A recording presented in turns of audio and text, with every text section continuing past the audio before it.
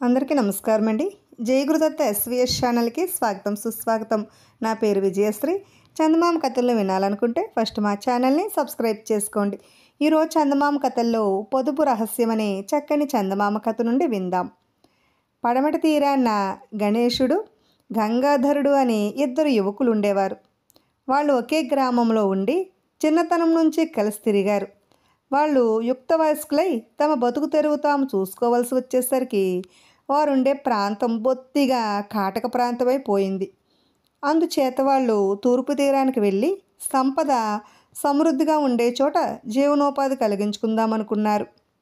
మనిషి పొట్టకు ఎంత కావాలి? ఇంత అన్నము, ఎండు చేపలు తింటూ ఎంతకాలమైనా బతకవచ్చు. అలా పొదుపుగా జీవిస్తూ కష్టపడి సంపాదించిన దానిలో సాధ్యమైనంత మిగుల్చుకున్నామంటే అది పెట్టుబడిగా ఏ వర్తకం చేసుకున్నా జీవితం సుఖంగా గడిచిపోతుంది అన్నాడు గంగాధరుడు. అలాగే పొదుపుగా జీవించి పైకి వద్దాం అన్నాడు గణేశుడు. ఇద్దరు ప్రయాణం చేసి తూర్పు తీరాన ప్రాంతం చేరుకున్నారు. అది సుక్షేత్రం. ఎక్కడ చూసినా ఏపుగా పెరిగిన పైరులు కనిపించి వారి కళ్ళను ఎంతో ఆనందపరిచాయి. స్నేహితులిద్దరూ ఒక నగరం చేరారు. అక్కడ వర్తకం కూడా బాగా సాగుతున్నది. నగరం చేరుతూనే స్నేహితులిద్దరూ చీలిపోయారు. 1-2 ఏళ్ల పాటు ఎవరి కృషి వారే చేసుకోవటము, ఎవరి అదృష్టాన్ని వారే వెతుక్కోవటము, ఎవరు బరువు ఒక్కరి మీద వేయకుండగా ఉండటము మంచిదని వారికి అనిపించింది.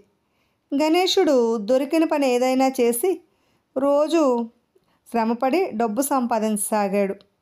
గంగాధరుడు చెప్పినట్టే అతను వరి అన్నము, ఎండు చేపలు తింటూ సాధ్యమైన తక్కువ ఖర్చుతో కాలక్షేపం చేస్తూ వచ్చాడు. కానీ గణేశుడు ఎంతో కాలం ఇలా చేయలేకపోయాడు. ముఖ్యంగా అతడికి తిండి గురించి అసంతృప్తి ఏర్పడింది. దగ్గర డబ్బు ఉండగా నోరు కట్టేసుకోవడం అతనికి సాధ్యం కాలేదు. అందుచేత ఒకనాడు అతను కోడిని కొని వండుకుని తిన్నాడు. దాంతో అతనికి ప్రాణం లేచి వచ్చినట్టు అయినది. సుఖంగా తినడానికి కాకపోతే ఎంతో శరీర కష్టం చేసి డబ్బు సంపాదించుకున్నందుకు ఫలితమేమిటి? అయినా ఒక వంక తాను పొదుపు నియమాన్ని ఉల్లంఘించినందుకు మనసు బాధపడింది. అందుచేత అతను మళ్ళీ కొన్నాళ్ళు అన్నము, ఎండు చేపలు తింటూ గడిపాడు. కానీ అది భోజనంలాగానే లేదు. కోడి రుచి అనుక్షణము జ్ఞాపకం వచ్చేది. చివరకు గణేశుడి జీవ చాపల్యమే గెలిచింది. అతను తన దగ్గర ఉన్నదంతా రుచిగా తినడానికే ఖర్చు చేయసాగాడు. తిండి సుఖంతో మిగుల్చుకున్న డబ్బంతా అయిపోవటం అలా ఉంచి అతనికి పనికి ఒళ్ళు వంగకుండగా పోయింది. దీని ఫలితంగా అతను అన్నము, ఎండు చేపలు కొనడానికి కూడా తగినంత సంపాదించుకోలేని స్థితికి వచ్చేస్తాడు. ఈ లోపల గంగాధరుడు పొదుపు నియమంతో బాగుపడ్డాడు. అతను ప్రతి రాగదమ్ముడి కూడా ప్రాణంతో సమానంగా ఎంచి తన కష్టార్జితాన్ని కూడబెట్టి చిన్న చిన్న వ్యాపారాలతో ప్రారంభించి క్రమంగా పెద్ద వర్తకానికి ఎగబాకి అందులో తొందరగా పైకి వచ్చి కొంత ఆస్తి సంపాదించుకుని ఇల్లు కట్టుకుని పెళ్లి చేసుకున్నాడు. తనతో పాటే కట్టుబట్టలతో వచ్చిన గంగాధరుడు తానున్న నగరంలోనే ధనికుడిగా బతుకుతున్న సంగతి గణేశుడికి తెలుసు. అందుచేత తన మిత్రుడి సహాయం పొందుదామన్న ఉద్దేశంతో అతను గంగాధరుడి ఇంటికి వెళ్ళి తనకు అదృష్టం కలిసి రాలేదని, తనకు పూటకింత అన్నము, ఎండు చేపలు కూడా కురవయ్యాయని మొరపెట్టుకున్నాడు. నీకు అన్నము, ఎండు చేపలు అందేటట్టు నేను చూస్తాను, నువ్వు నీ కాళ్ళ మీద నిలబడు అని గంగాధరుడు గణేశుడికి తన ఇంటి ఆవరణలో ఒక చిన్న గుడిసె వేయించిచ్చి రోజు బియ్యము, ఎండు చేపలు అతనికి పంపుతూ వచ్చాడు. వాడితో గణేశుడు వంట చేసుకుంటూ తింటూ వచ్చాడు.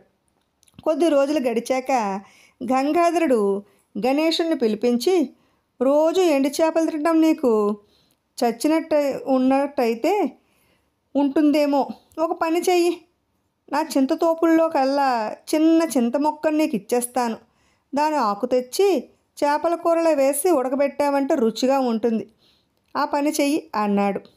గణేశుడు తన మిత్రుడి చింతతోపులోకి వెళ్ళి అక్కడ ఉన్న మొక్కల్లో చిన్న దాని నుంచి ఆకు దూసుకువచ్చి చేపల కూరలో వేశాడు. కూర రుచిగానే ఉన్నది. అయితే కొద్ది రోజుల కల్లా చింత మొక్కన ఒక్క ఆకు కూడా లేకుండా పోయింది. గణేశుడు తన మిత్రుడి వద్దకు వెళ్ళి మరొక చింత చెట్టు నుంచి ఆకు కోయడానికి అనుమతి కోరాడు. ఈసారి ఉన్న చెట్లన్నింటిలోకి పెద్ద చెట్టు నుంచి ఆకు కోసుకో అన్నాడు గంగాధరుడు. మళ్ళీ కొన్నాళ్ళు గడిచాయి. గంగాధరుడు గణేశుని పిలిచి, నువ్వు కోసుకునే చెట్టున చింతాకు అయిపోలేదు కదా అన్నాడు. నేను రోజు గుప్పెడు ఆకు కోస్తే ఆ చెట్టున మరనాటికి 2 గుప్పెళ్ళు చిగురు పట్టుకొస్తుంది అన్నాడు గణేశుడు. నువ్వు చేసిన దానికి నేను చేసిన దానికి అంతే తేడా. నువ్వు నీ ఆర్థిక స్థితి చిన్న మొక్కగా ఉండగానే దాన్ని దోచావు. నేను పెద్ద చెట్టు అయ్యేదాకా ఓపిక పట్టి దాని నుంచి నాకు కావలసిందంతా అనుభవించగలుగుతున్నాను. నీ జీవితము 3 బారిపోయింది. నా జీవితము 3 పూలు 6 కాయలుగా ఉన్నది అన్నాడు గంగాధరుడు. అవును, ఇక నేను నీ మీద ఆధారపడక మళ్ళీ జీవితం ప్రారంభిస్తాను అని గణేశుడు తన స్నేహితుడు చెప్పిన నీతిని అమలు చేయడానికి పూనుకున్నాడు. ఇప్పుడు హడావుడి మనిషి అనే మరో చక్కని చందమామ కథను విందాం. ఒక గ్రామంలో రామయ్య అనే పౌరోహిత్యపు బ్రాహ్మణుడు ఉండేవాడు. ఆయన వట్టి హడావుడి మనిషి. పొరుగు గ్రామంలో ఒక పెళ్లి ముహూర్తం వచ్చింది. పౌరోహిత్యానికి రామయ్యను పిలిచారు. హడావుడి మనిషి కావడం చేత రామయ్య కోడి కూయక ముందే లేచి పక్క గ్రామానికి బయలుదేరుతూ తన భార్యతో, వసేయ్ నేను బయలుదేరుతున్నాను, తలుపు వేసుకో, దొంగలు రావచ్చు జాగ్రత్త అన్నాడు. రామయ్య భార్య లేచి తలుపు గడియ వేసి వచ్చి మళ్ళీ పడుకున్నది. ఇదంతా దొంగలు గమనించారు. వాళ్లకు తెల్లవారులు ఏదీ దొరకలేదు. రామయ్య వెళ్ళిపోయాడు. ఇక ఇంట్లో ఆయన భార్య తప్ప ఇంకెవరూ లేరు. ఇంకా జామురాత్రి మిగిలి ఉన్నది. రామయ్య ఇంటికి కన్నం వేస్తే ఇంకేమీ దొరక్కపోయినా బియ్యమైనా దొరుకుతాయి. ఆ మాట అనుకుని దొంగలు రామయ్య ఇంటికి కన్నం వేసి లోపల ప్రవేశించారు. లోపల దీపం కూడా లేదు, కటిక చీకటి. అది మంచిదే అనుకున్నారు దొంగలు. ఇంతలోనే రామయ్య వెనక్కు వచ్చి తలుపు తట్టి భార్యను పిలిచాడు. భార్య వెళ్ళి తలుపు తీసింది. తలగుడ్డ మరిచిపోయాను అని రామయ్య తలగుడ్డ తీసుకుని మళ్ళీ బయలుదేరాడు. రామయ్య భార్య తలుపు గడియ పెట్టి వచ్చి మళ్ళీ పడుకున్నది. ఆమె కాస్త కునుకు పట్టడానికి వ్యవధి ఇచ్చి దొంగలు చీకట్లో బియ్యం బాని ఎక్కడ ఉన్నది తడివి చూసి దాని ప్రక్కనే ఒక గుడ్డ పరిచారు. బియ్యం అందులో పోసుకుని తీసుకుపోదామని వాళ్ళ ఉద్దేశం. ఇంతలో రామయ్య మళ్ళీ హడావుడిగా వెనక్కి వచ్చి తలుపు తట్టుతూ భార్యను పిలిచాడు. భార్య వెళ్ళి తలుపు తీసి, ఈసారి ఏం మరిచారు అన్నది. సంచి మరిచాను, కాస్త వెళ్ళి తీసుకురా అన్నాడు రామయ్య. రామయ్య భార్య బియ్యపు బాన పక్కగానే వెళ్ళి ఒక్కన్నున్న సంచి తీసుకుని భర్తకిచ్చి తలుపు మూసింది. సంచి కోసం ఆమె వెళ్ళేటప్పుడు దొంగలు దూరంగా తప్పుకొని నక్కవలసి వచ్చింది. ఆమె కాలికి గుడ్డ తగలటము, దాన్ని ఆమె తీసుకుని వెళ్ళి కప్పుకొని పడుకోవటము వాళ్ళు ఎరుగరు. ఆమె కాస్త కునుకు పట్టడానికి వ్యవధి ఇచ్చి దొంగలు బాణలో నుంచి బియ్యం ఎత్తి లోగడ గుడ్డపరిచి ఉండవలసిన చోట పోశారు. బాణ దాదాపు ఖాళీ అయ్యింది. బియ్యం మూట కట్టడానికి గుడ్డ చెంగుల కోసం నేల మీద ఎంతసేపు తడివినా అవి దొరకలేదు. తాము నేల మీద బియ్యం పోసిన సంగతి వాళ్ళకు తెలిసి వచ్చింది. ఇప్పుడు ఏం చేయాలా అని వాళ్ళు అనుకుంటూ ఉండగా హడావుడి రామయ్య 3వసారి తిరిగి వచ్చి తలుపు తట్టాడు. భార్య వెళ్ళి తలుపు తీసి, అప్పుడే తెల్లారిపోయిందే, ఇక నేను పని ప్రారంభించవచ్చు అన్నది. ఈ మాటలు విని దొంగలు హడలిపోయి కన్నంలో నుంచి జారుకున్నారు. ఆ తొందరలో వాళ్ళు తమ వెంట ఉన్న డబ్బు సంచి రామయ్య ఇంటనే వదిలేసిపోయారు. రామయ్య ఈసారి తాను తీసుకుపోవలసిన వస్తువులన్నీ శ్రద్ధగా తీసుకుని సకాలానికే పొరుగురు చేరాడు. ఆయన హడావుడి ఈసారికి ఎంతో లాభించింది. ఇప్పుడు అర్థం లేని ప్రవర్తన అనే మరో చక్కని చందమామ కథను విందాం. పట్టు వదలని విక్రమార్కుడు చెట్టు వద్దకు తిరిగి వెళ్ళి చెట్టుపై నుంచి శవాన్ని దించి భుజాన వేసుకుని ఎప్పటిలాగే మౌనంగా శ్మశానం కేసు నడవసాగాడు. అప్పుడు శవంలోని బేతాళుడు, రాజా, ఈ అపరాత్రి వేళ నువ్వు ఎందుకు ఇలా శ్రమ పడుతున్నావో నాకు తెలియదు. అయినా నేను ఆశ్చర్యపడను, ఎందుకంటే కొందరి ప్రవర్తనకు అర్థమేమీ ఉండదు. ఇందుకు నిదర్శనంగా నీకు తరుణుడు అనే యువకుడి కథ చెబుతాను, శ్రమ తెలియకుండా విను అంటే ఇలా చెప్పసాగాడు. తరుణుడు అనే యువకుడికి దగ్గర బంధువులు ఎవరూ లేరు. అతడు చిన్నతనంలోనే గురుకులానికి వెళ్ళి అక్కడ విద్యాభ్యాసం చేసి తన స్వస్థలమైన విభాస స్థలానికి బయలుదేరాడు. అక్కడ పెళ్లి చేసుకుని జీవనోపాధి కల్పించుకుని స్థిరపడాలని అతడి ఉద్దేశం.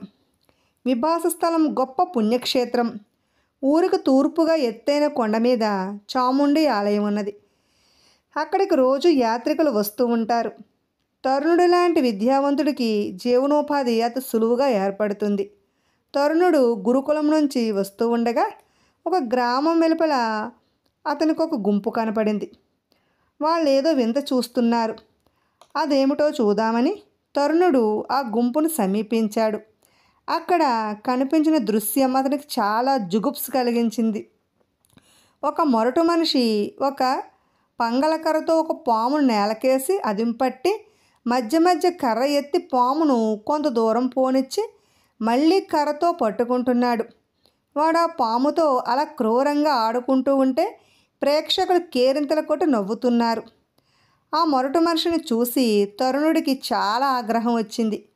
వాడు తనకన్నా రెట్టింపు బలాఢ్యుడైపోయాడు. కానీ లేకపోతే తరుణుడు వాడిని చితకతన్ని ఉండును. అతను తన ఆగ్రహాన్ని అణిచిపెట్టుకుని ఆ పామును అమ్ముతావా ఏమిటి అని అడిగాడు. మొరటివాడు తల ఎత్తి చూసి పామును కొంటానంటాడు. ఎవరి బ్రహ్మచారి అన్నాడు వెటకారంగా. తరుణుడు తన దగ్గర ఉన్న కాసని చిల్లర డబ్బులు మొరటివాడి కేసు చూపాడు.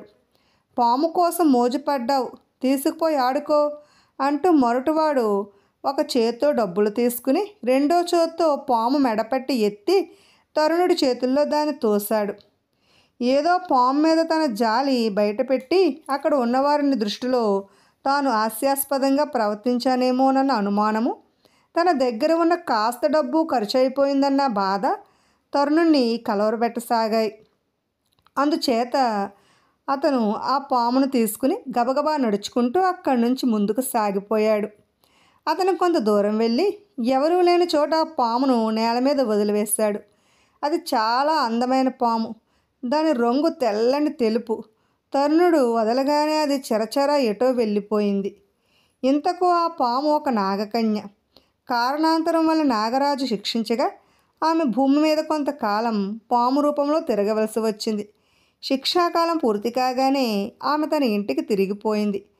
ఆమె తండ్రి ఆమెకు కలిగిన విపత్తు గురించి, తరుణుడు ఆమెను కాపాడటం గురించి తెలుసుకుని, అమ్మా, నువ్వు ఆ యువకుడు రుణం తీర్చుకోదలిస్తే భూలోకానికి వెళ్ళు అన్నాడు. నేను అతనికి భార్యగా జీవించాలని కోరుతున్నాను అన్నది నాగకన్య. అందుకు తండ్రి సమ్మతించి ఆమె వెంట ఒక పరిచారకునిచ్చి పంపాడు. ఆ ఇద్దరు విభాస స్థలానికి చేరుకున్నారు.